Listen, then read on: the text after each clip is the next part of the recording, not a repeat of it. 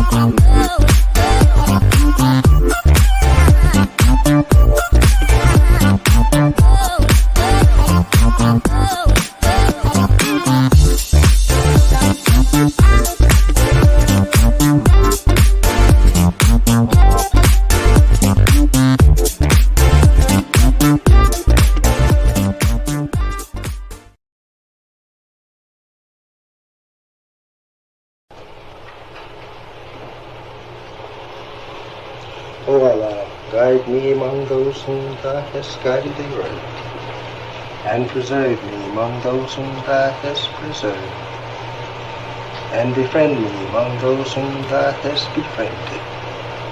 Bless me in whatsoever Thou dost grant me, and deliver me from the evil of what Thou hast judged. Surely Thou judgest, and none can judge against Thee, and he whom Thou befriendest is not disgraced. Blessed art Thou, O Lord, and exalted be Thee above what they set up besides Thee.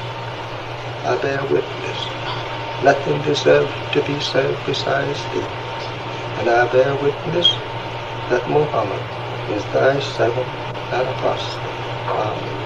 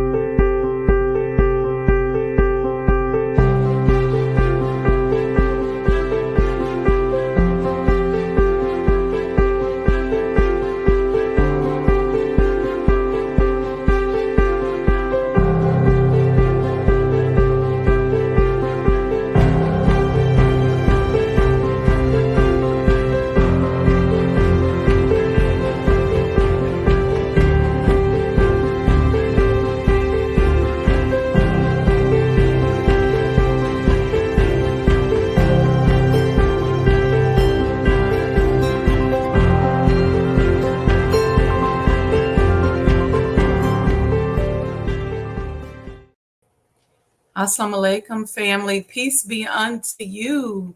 Welcome, everyone, to the State of Black Businesses. Why am I calling it the State of Black Business? Because I want us as Black conscious entrepreneurs to begin to come together, to unite, to pool our resources. Um, you know, um, Kudos to these people, but our government infrastructure has special programming, special protections for many other groups, but there are no special protections specifically geared towards Black people and what we go through in business and some of the challenges that we faced over the years. And so, in my opinion, I think it makes sense that we come together and begin to learn together, to heal together, to talk about some of these issues, and to just share. And this is all based on love. If you're not about, you know, loving us and making us a part of the fabric of the global economy, then this page, this website, this show is not for you, and I'm not your person. So you can just click off. But this is it's about love. It's about respect. It's about freedom. It's about justice. It's about equality. It's about moving through this global economy with integrity and bringing our many, many gifts and talents to the table so that we can monetize and own them. So with that, we're going to be talking today as a continuation of our conversation last week on corporate governance. And this is a topic a lot of people don't like to talk about. A lot of our politicians don't like to talk about it because it's one of those principles that kind of holds the business person's feet to the fire. So we can't just get out here and make money and snatch and grab and run off. There are some things that we should be accountable for and some stakeholders we should be accountable to. All right. It can be rough, right? It can be rough starting a business and figuring out how to do this kind of thing. I think many of the challenges that a lot of us as conscious entrepreneurs face is that we are doing our very best to bring a certain level of integrity and accountability to the communities that we serve as we introduce our products and services into the business universe, where we find ourselves in competition against or with other business owners who are not quite as accountable. And so if you have a business and you're trying to serve your food, for example, with the best ingredients and with the best level of service, the industry that you're in may become your enemy, even if they don't see you as a threat. What do I mean by that? Let's say you open a restaurant, and in that particular field that you're serving, or that sub-industry of the of the food industry, sub-segment of this food industry, let's say you serve chicken, and everywhere people go, they're getting chicken that may not be healthy for them. It may not be locally grown. It may not be without antibiotics. It may be steroid injected. It may be from a company that is doing everything they can to get the chicken as cheap as possible. And so the vendors that they're using are cutting a lot of corners. And so people become accustomed to that taste. They become accustomed to that level of service, meaning what? You can serve it fast. It's going to have a certain look. It's going to become a taste that really ain't chicken, but people think is chicken. So here they come and they sit in your restaurant and you're serving real chicken. Maybe it's halal, maybe it's kosher, maybe it's no hormones, non-antibiotic, maybe it's all farm raised and locally grown, and maybe you cook it to order. And so one, it's going to take a little longer. So people are going to be upset. They're going to say, I can just go down the street and go through the drive-thru and get this in 10 minutes, 5 minutes. I ain't got time to sit up here for 30 minutes and wait for y'all to fry the chicken. That becomes your issue, your challenge, because those people may not be in a position where they're being accountable to the public. Here you are being accountable and you're being punished for it because people don't want to wait. They're not used to the fresh taste. Could be a whole host of issues that come with that. But it's important that we continue to get the word out and educate people. And I encourage those clients that I have that are in this position is that they market through education. You have to educate people about the superiority of the product that you're serving. And you will then attract people who are aligned with the product or service that you are serving. Okay. So don't be so quick to go for numbers and be out there like, I don't care. I just want massive numbers. I like the ego boost of, a lot of people and the limited access and things like that.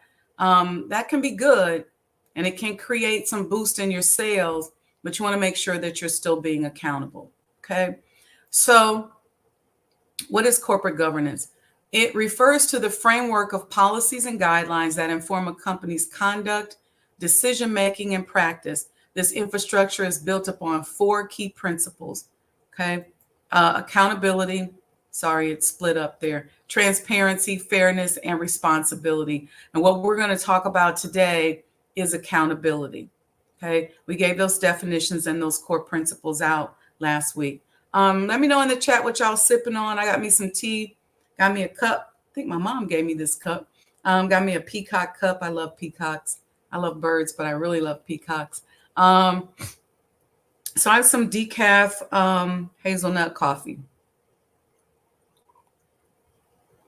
So I want you guys to stay active in the chat. This subject is very textbook-ish, and so it can get tough for people to pay attention to. Here we go. Corporate accountability. Corporate accountability refers to the obligation and responsibility to give an explanation for reason for the company's actions and conduct. So according to the general rules of corporate governance, companies are required to be accountable for their actions and their conduct. Any organization that serves the public is technically required to be accountable. Now, we have a lot of businesses that have violated this principle because they're not accountable. They don't tell you that their stuff's made in a sweatshop. They may represent that it's leather, but it's really not. It's pleather. There's a whole lot of stuff, but this is for those of us that want to be conscious entrepreneurs, that want to be on the right side of karma. Okay. Part of the reason why you see this tumbling of the dollar, the euro, is because of many of these corporate governance principles that have been violated. People don't trust anymore. They don't trust companies. They don't trust corporations. So what a lot of companies have now gone to is advertising that is highly influential. Okay.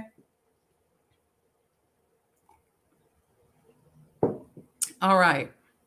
Now, accountability comprises of 4 core components. All right.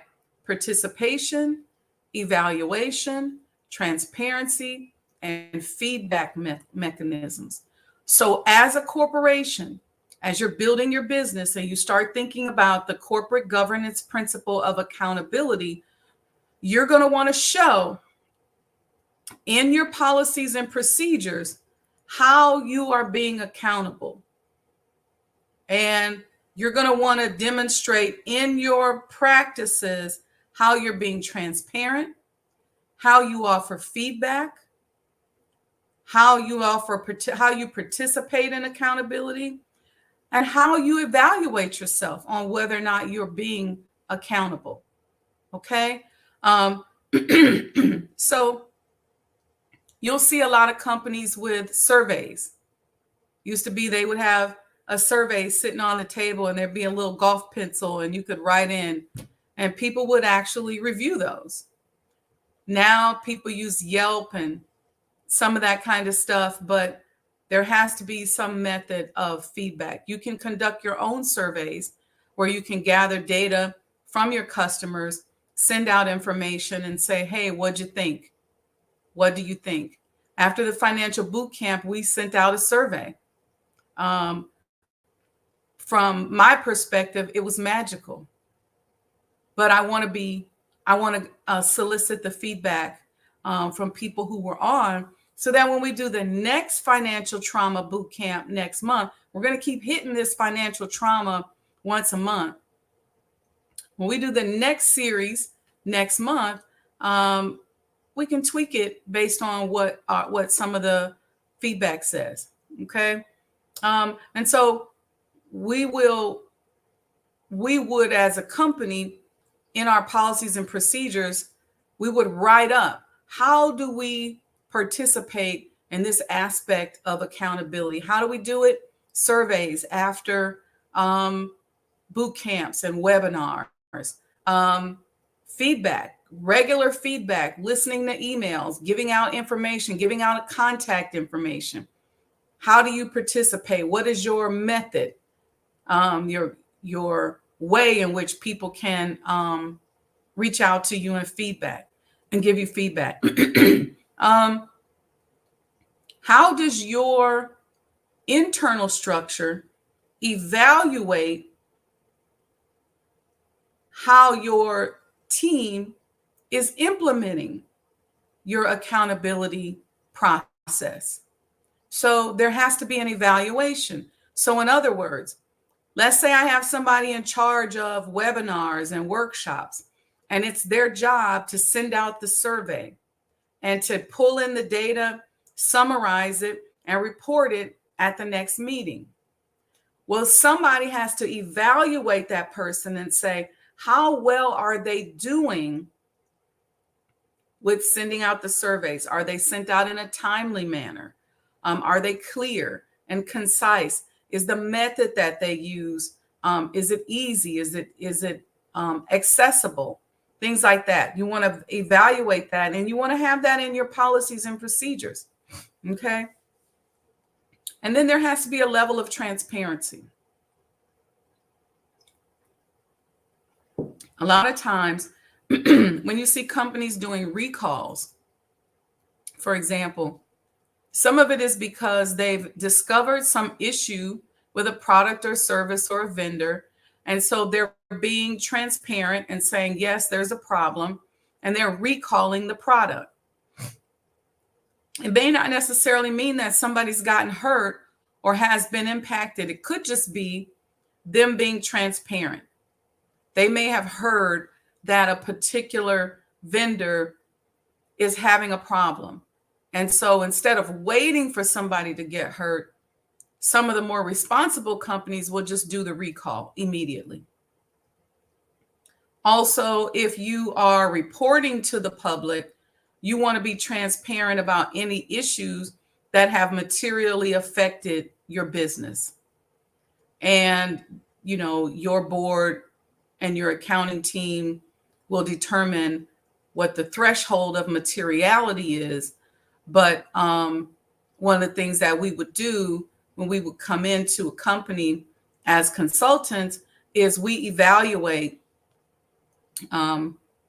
if a particular situation is a problem, and if it's material enough and needs to be reported to the public or reported to the stakeholders. Okay, stakeholders can be customers. Stakeholders can be, if you're a teacher, your stakeholders can be your parents of the children, could be the children, could be your principals and the people you report to, the school board. You're going to have various different stakeholders, and they all carry different weight. All right. Let me know if this is making sense to you all. Good morning, Sister Betty. Good morning, Mom. Good morning, owner financing, real estate and land. Thank you. He says, Assalamu alaikum. I'm sure your boot camp was a success. Although I wasn't physically there, I was in spirit. May Allah continue to bless you and keep you with the. Thank you very, very much. We appreciate that. So, anyway, so we're going to keep going. Okay. Good morning, Kashif Muhammad. Assalamu alaikum. Welcome, welcome. All right. So give me a thumbs up if you guys are getting this. I'm trying to take it slow because some of this stuff can be things that we've never heard, and we need time to process it as we're going along. Okay. So accountability is one of those core principles of corporate governance. Okay. Then the accountability has certain principles. Okay. And I'm going to put the first one up here. The first one is that we want to acknowledge shared accountability. So let's say you share accountability with a vendor that you choose. You're going to want to make sure that they also are being held accountable and that you guys have shared accountability. Let's say something comes up. The best way is for you guys to come together as a team and issue a joint statement or a joint presentation, for example, to your stakeholders. That's a simple way of saying it. This one can get kind of complicated because some of these companies out here are so large that their sub companies are so large that it becomes tough to understand when two companies what appears to be two companies when they're really one company. But you should acknowledge your shared accountability. So in other words, if I come to you as a stakeholder and say, hey, we found out that the chickens that we were buying really ain't chickens. Technically, we're supposed to come out to the public with the person or the company we bought the chickens from, and we should make a presentation. Now, this rarely ever happens, but technically, that's what it should be done. All right. We talked about this one a little bit. Here's the next one. I'll put this up here for us. The next one is that we want to make the hierarchy of accountability explicit. What does that mean? That means that what's your chain of command? You know how when you're on the phone with somebody in customer service and they telling you something crazy or they won't hear you out and you say, let me speak to a manager. And then you talk to the manager and the manager's like, I don't know what to tell you. I can't really help you. I'm working from home. Don't you hear my dog barking in the background?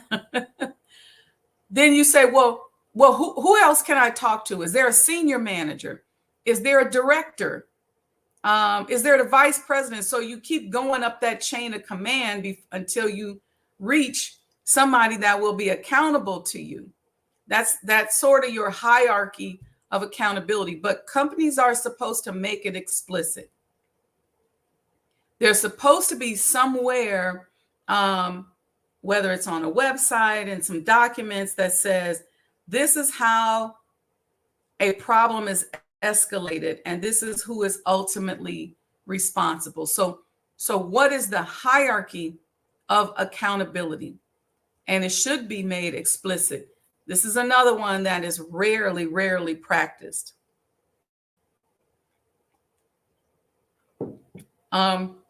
There's implied accountability. There's regulatory accountability. So in some industries, no matter what happens, this particular job description, person who holds this job description is ultimately responsible. It's like going into surgery, right? Whatever happens in the surgery, the surgeon is accountable. Okay. You can't say, well, the medical assistant didn't do X, Y, Z. Let's say the medical assistant during intake didn't get the patient to sign a consent after the attending physician did an evaluation. Well, that surgeon should have somebody reviewing all the documentation, because they're busy scrubbing in. They're looking at the case. They're reviewing the x-rays, the ultrasounds, the mapping, so they can figure out how they're going to fix your problem. But there should be somebody on that surgeon's team that looks either at the paperwork or in the system and says, okay, pre-evaluation is done. Communication with the patient is done. The consent is signed. The family has been informed. We have all of their information. The person followed instructions. So somebody should check. Did you tell the patient to stop their aspirin, for example? Did somebody check? So there should be somebody on the surgeon's team before that person is wheeled into the OR that reviews a checklist. And one of the things that I do for these type of situations is I'll literally put a checklist together, and that checklist becomes a control that will help to mitigate the risk. The risk of what? The risk of those things that we know need to happen before that person is on the table, making sure those things are in place. Okay. So that checklists are a great way to bring in a control to help mitigate that risk. So right before that person goes in, having a checklist, boom, boom, boom, boom, boom. Okay. Then me as a consultant, I may create the checklist, but I'm not necessarily going to be responsible for whether or not you use the checklist, but you should have somebody in your organization that then says, usually that's a manager or somebody that says, okay, checklist is done. And when you're going back and auditing that checklist, you're going to want to make sure that the time and date of the completion and signature of the checklist is before the procedure started, for example. So you don't want people doing the checklist after the patient is discharged and gone home. If you see that, and the way you want to do that is you want to have, if it's a checklist that's in the system, you want to make sure that it can be time-stamped. The old school way is people would have the checklist on a clipboard and they check all the boxes, somebody signs it and dates it. The other piece of that accountability is who is it that is signing the checklist? Okay. Obviously, the surgeon can sign the checklist because he's looking at it. He can make sure it's signed. But you want somebody that is accountable. In healthcare, most of the time for counting pharmacy products, doing these checklists and things like that, it has to be a state-regulated employee that signs the checklist. So-and-so manager or so-and-so director, or myself when I was president of an organization, we don't go in and sign the checklist. It has to be a nurse, a doctor, somebody who is accountable by license to the state should be the one that signs off on this highly regulated procedure. Okay. So before anything happens, and you can apply this technique. I'm using healthcare as an example, but it doesn't have to be healthcare. But in this particular case, that level of accountability is important. And when they say it should be explicit, meaning in the policies and procedures, you should list, here's the checklist, here's a sample of the checklist, and these are the following people that only these people can sign off on the checklist. Okay. And you can put things like anything on the checklist that is critical, that that surgeon who's accountable is going to want to make sure is clear. If they're going into, did they stop their metformin? Did they stop their aspirin? Have you informed the family? Do you have a H&P on file? Did you do a pre-surgical examination? Have they been issued certain medications? Did you check for allergies? So there's all these things on this checklist that should be there. Okay. But that would be the hierarchy of accountability, meaning at the end of the day, that surgeon is the one that's responsible. Because what happens in a lot of organizations, especially those that are not regulated, let's say you work in a nursing home or a retirement home, there's a lot of this happening. She was supposed to give them the medications. I thought she did. But that stuff has to be laid out. You have to have checks and balances, and there has to be accountability. And the person you're serving or their family or representative or whomever should know this is the chain of hierarchy. All right. All right. So let's go with this next principle of accountability. Y'all all right? Thank you, Sister Betty. Thank you for that compliment. I appreciate it. All right. So you want to move from holding to account to self-accountability. What does this mean? In healthcare, like the example I gave you, the self-accountability becomes your license. So if you don't do this and you're found in violation of doing this particular task, maybe it's 1 time, maybe it's 3 times, then your license can be on the line.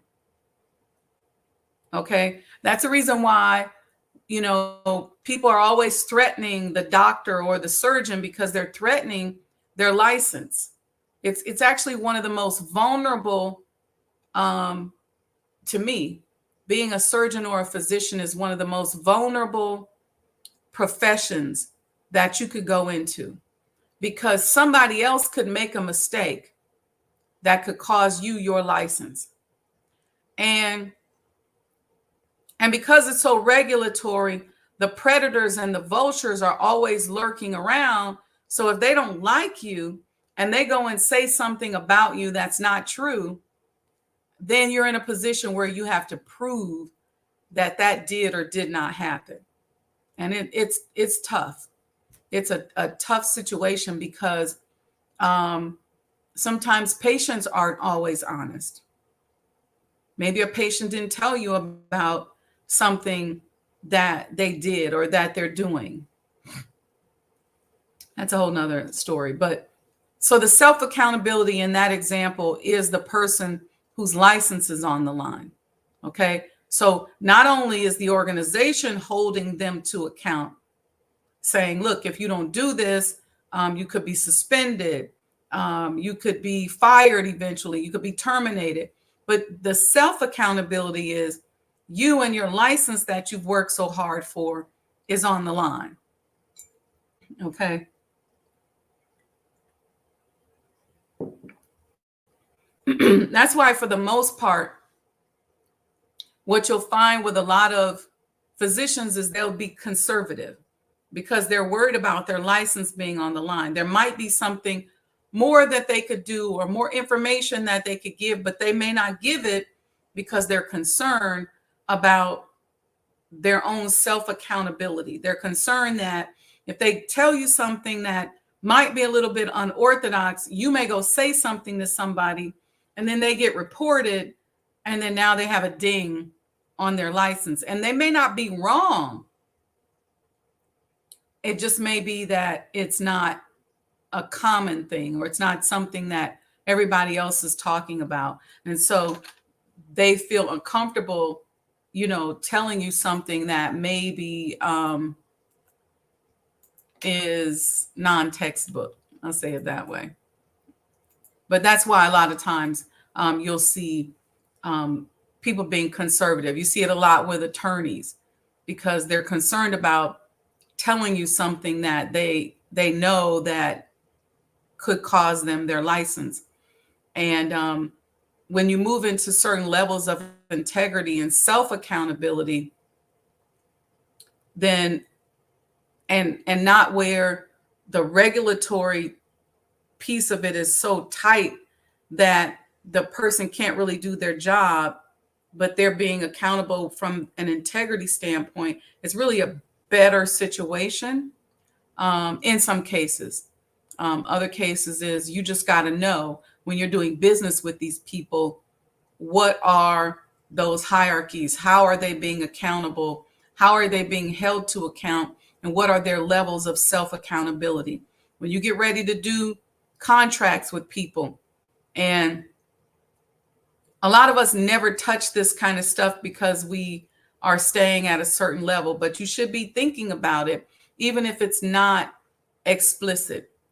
Part of the issue with Sarbanes-Oxley, or SOX, and we talked about that regulation that came out, is that a lot of people feel like documenting all of this is very cumbersome.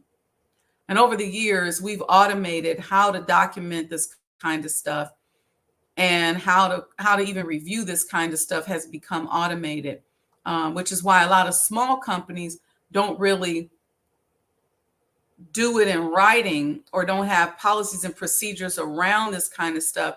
But you as a business owner should be thinking about it. And this is why you should bring in somebody like myself. It doesn't have to be me, but you should bring somebody in that's helped being your eyes and ears when it comes to this kind of thing, if you don't have time to do it because you're busy operating the business. Okay. Save you a lot of pain and a lot of stress if you got somebody that can come in and help you with that. So accountability should create conditions that enable accountability to thrive. This is a big one. This is why in the Sarbanes-Oxley Act, they have a piece in there that protects whistleblowers, because a lot of people don't say anything about stuff because they don't want to lose their job. They don't want to lose their life. They don't want to be threatened. They don't want to be seen in a certain kind of way. And so the conditions may not be comfortable for them to be accountable. So they may feel like they have to hide. They may have to lie. They may have to do something so that they're not being held accountable, because they're not comfortable. They may not come forward and say, hey, my bad, I made a mistake, because the conditions aren't conducive to that. Okay. What a lot of people do in the corporate world is that they don't necessarily lie, because nobody wants to get caught on a lie. What they do is they pull back, and they do less than what they probably could do. So let's say instead of putting up 100% effort, they'll put up 60%, because at that 60%, they can stay safe, because the conditions in the company don't allow them to be right at the edge and be a risk taker and to push the envelope. So they stay safe because they want to keep their job. So they're performing at about the 50 to 60% engagement level. And we've done shows in the past about how disengaged employees are impacting the corporate world materially.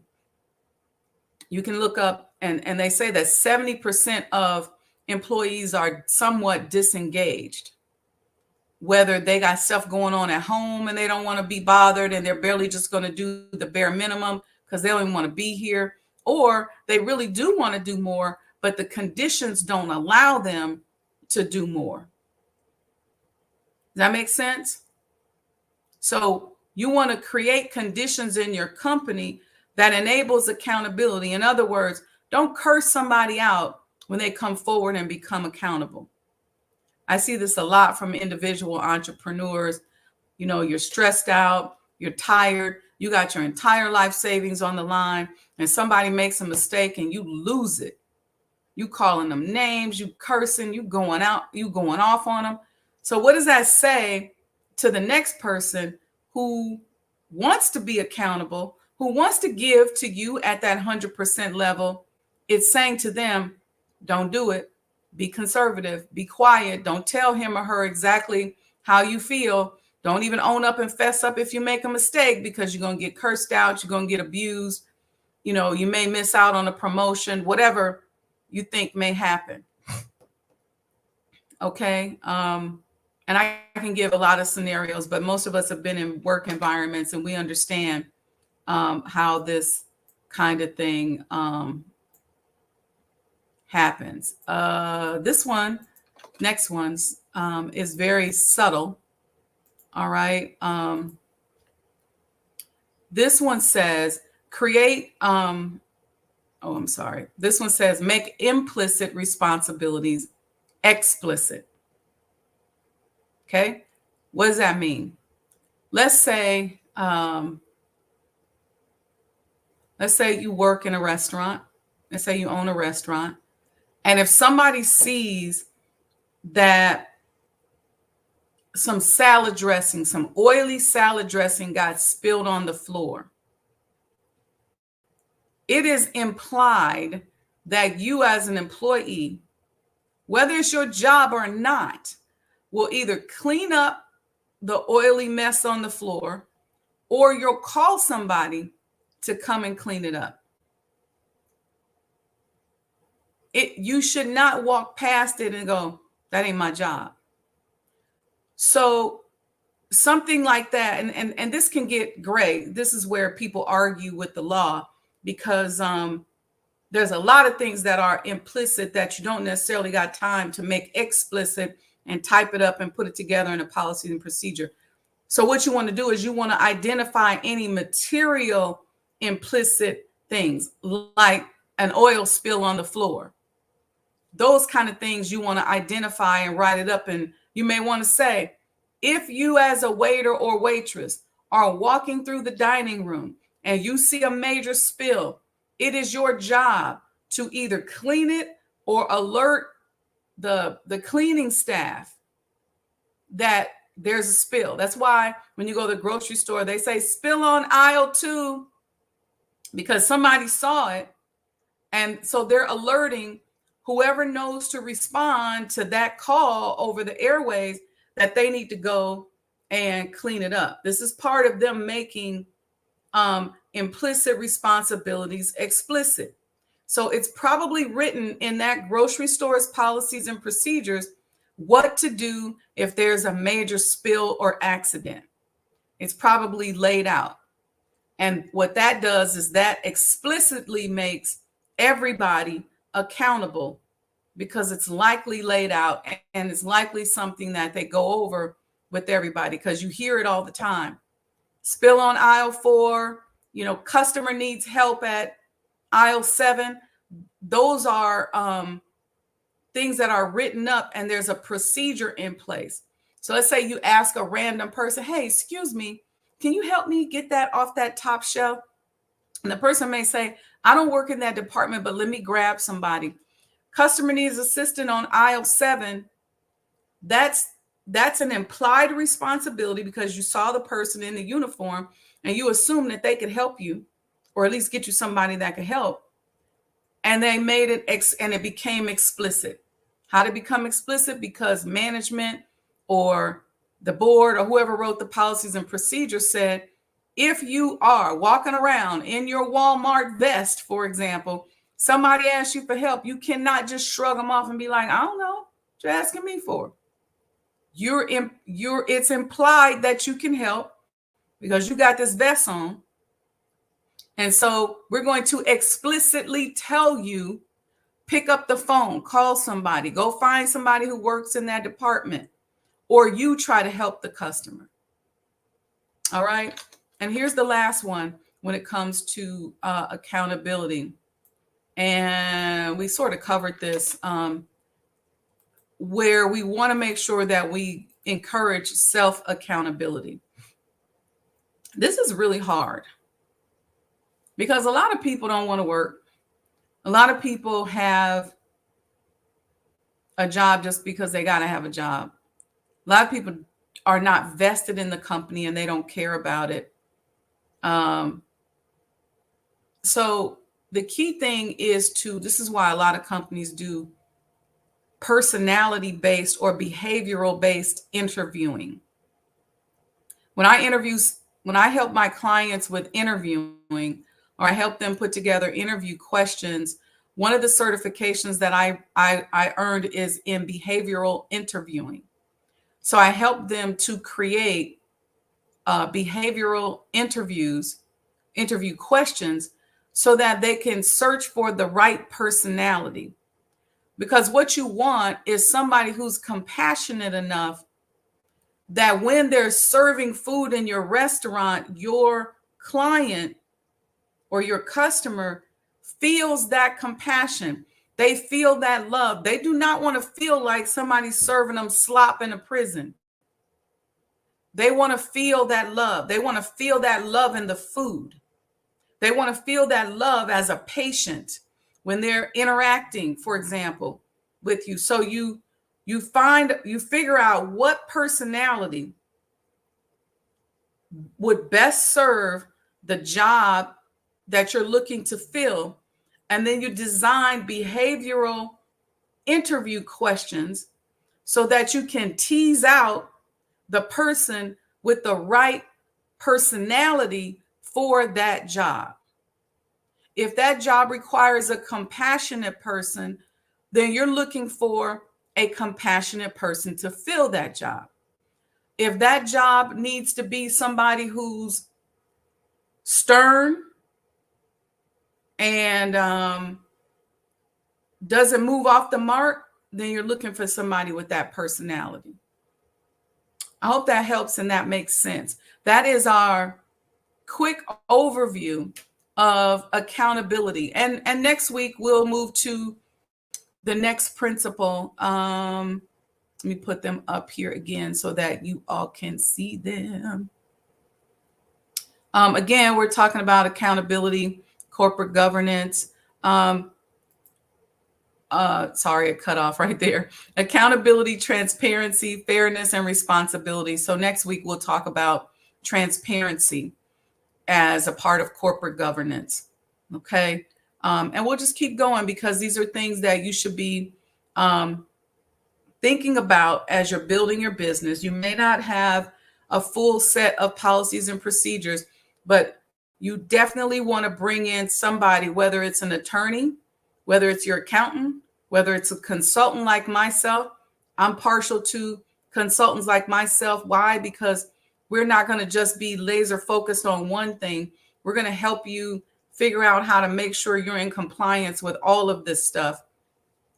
And because we work with small businesses, or because I work with small businesses all the time, I know how to help you create these processes without breaking the bank.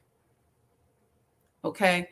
And you're going to be happy with it because we're going to make sure that we serve your business and your company in making sure that as you're implementing these procedures, you are protecting yourself. Okay, family. Any questions? Thank you. Somebody said makes perfect sense. Walaikum salam, Brother Lamont. Good morning. Thank you for joining. Thank you, everybody, for joining. This Thursday, we are going to be talking about the perils of the competitive mind from my book, The Mind of an Entrepreneur. So you guys should read up on that and study. And we're going to talk about healthy competition versus unhealthy competition. We're going to talk about competition as a trauma response in business and how we unravel all of this, because these are all things that are preventing us from doing what? Doing for self. Okay. And then Friday and Saturday for Friday is Sajdah Morning Coffee Talks, and then Saturday, and we'll decide, we'll see what download we get to determine what we want to talk about there. And yeah, that's it. That's it. If y'all don't have no questions, y'all don't have nothing to say, y'all all thinking about this whole concept of corporate accountability. I hope those of you who joined us for Financial Trauma Boot Camp are going through your exercises every day. Remember the mission statement that we gave you, that you're saying the mission statement to yourself, that you're practicing that, and you're practicing those techniques so that you can get over that trauma. Make sure those of you who are here that aren't subscribed, make sure you like and subscribe, because we have another boot camp coming up next month. Trust me, you don't want to miss it. We could not have asked for a more magical night. There was a lot of healing taking place, a lot of aha moments. We had some people that were in trouble in their businesses, in trouble with their homes, facing foreclosure, that we've been able to step up and help to save. So that's what this is about, just really healing our people and saving us in the world of business. That's my goal. So if you like the channel, if you love the information that you get, please support via Cash App, Sajdah Enterprises. I want to continue to bring these special experts in. Right now, most of this, I foot the bill for it because it's part of my mission, I believe, to do this. But I think it's helpful when you guys support via Cash App, go Sajdah Enterprises. Because listen, freedom ain't free. And I've spent thousands of dollars on self-improvement over the years, from training and seminars and certificates and different things. If I pick up a new client, I will go and take a quick online course in a particular subject that might be ailing them, so that I have some awareness and I can use my professional intuition to get us quicker to a solution.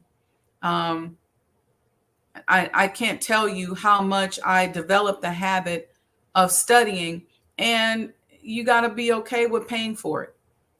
Sometimes unique information, knowledge that is not readily accessible, it costs you. It's going to cost you a little money. Okay. In this case, I'm trying to keep the cost down as little as possible. The boot camps will not be free. You will have to pay for those because it's for specialized group of people who are invested. But here on the channel, all I ask is that you give a love offering, do a Cash App, Sajdah Enterprises, and support, help us out so that we can continue to pay for the platform and bring this information to you. It ain't free. If it was free, everybody would be probably doing it.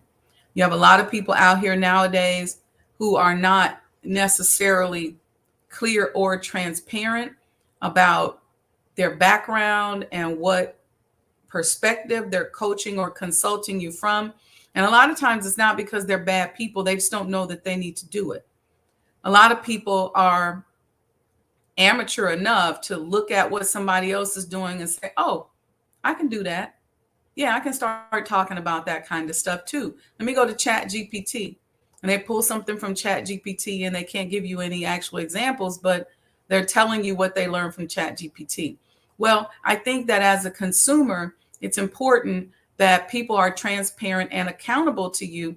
And they tell you, look, this is my background or my lack of background in this. And so what I try to do is only bring information to you that I have a background in. I've started giving you my background as part of the intro to the show. So you kind of get to know me a little bit, you know where I'm coming from. And then some people are just fraudulent. Some people will just go and steal the information that they will attend your workshop or your boot camp just so they could steal the information. And so we're going to make you pay for it. And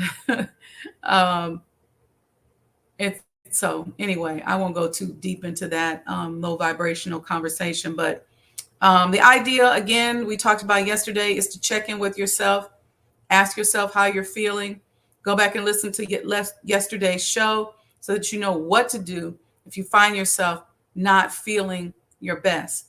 If you feel yourself getting nervous, you feel yourself getting sad, you feel yourself getting angry, you want to get to the root of that.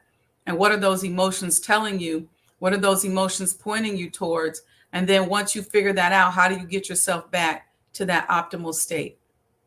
All right. Okay, family, thank you very, very much.